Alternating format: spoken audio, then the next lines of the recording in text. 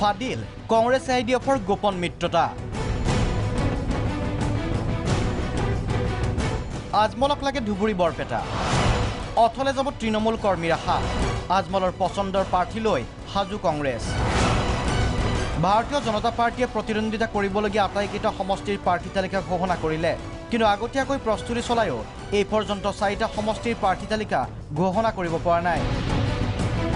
পচন্দৰ প্ৰাৰ্থী নাই গুৱাহাটীত সিদ্ধান্ত হোৱা নাই কোকৰাঝাৰত শেহতীয়াভাৱে বৰপেটা আৰু ধুবুৰীতো ওলটপালত হ'ল প্ৰাৰ্থিত্ব কেন্দ্ৰিক হিচাপ নিকাচ আজমলৰে মিত্ৰতা হোৱাৰ পিছতে বৰপেটা ধুবুৰীৰ পেনেল ধুলিচাত আউট আব্দুল খালেক চেয়াৰমান ৰহিম খান আউট ৱাজেদ আব্দুল হামিদ মতিউৰ ৰহমান আজমলৰ প্ৰস্তাৱত সন্মতি হাইকমাণ্ডৰ আত্মসমৰ্পণ সভাপতি ৰিপুণ বৰাৰ ৰহস্যজনক নীৰৱতা প্ৰাক্তন মুখ্যমন্ত্ৰী তৰুণ গগৈৰ হয়তো পুত্ৰৰ স্বাৰ্থত নেদেখা নুশুনাৰ ভাও গগৈৰ বিৰোধী দলপতি দেৱব্ৰত শইকীয়াৰ বিৰোধিতা সত্ত্বেও কংগ্ৰেছে চূড়ান্ত কৰিলে আজমলৰ পচন্দৰ এজনীয়া দুৰ্বল তালিকা বৰপেটা আব্দুল ৰফ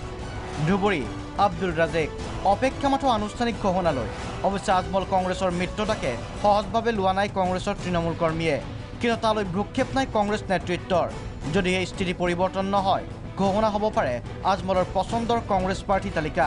অপেক্ষা মাথো সময়ৰ গুৱাহাটীৰ পৰা অমেন কলিতা প্ৰাগ নিউজ